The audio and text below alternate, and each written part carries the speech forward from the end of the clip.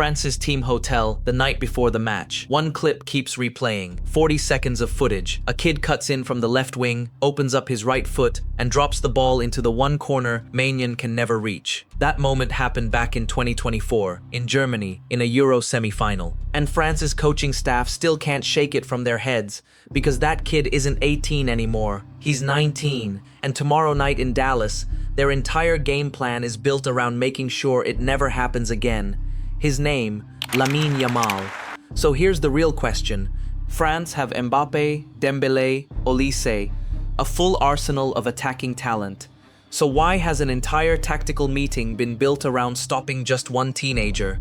The answer is simple, and it should worry them. Yamal has scored just one goal this tournament. That number doesn't come close to reflecting the danger he brings. He's fresh off an injury, still not at full sharpness. And yet Spain's manager Luis de la Fuente openly called this a final before the final.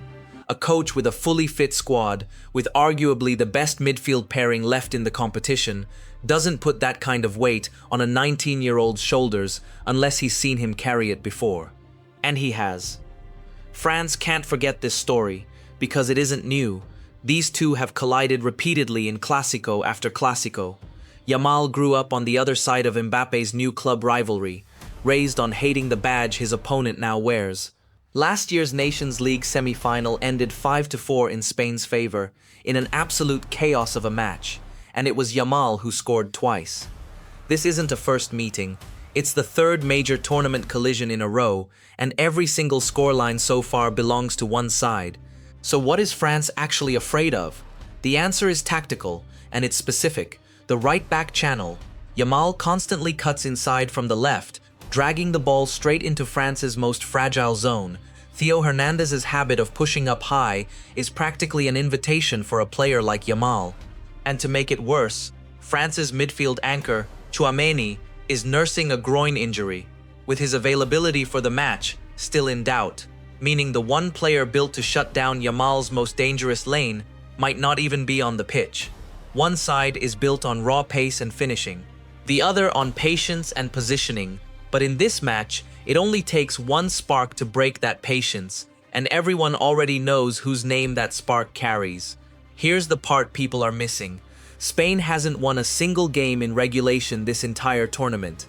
Against Belgium, in the quarterfinal, the winner came from substitute Merino in the 88th minute.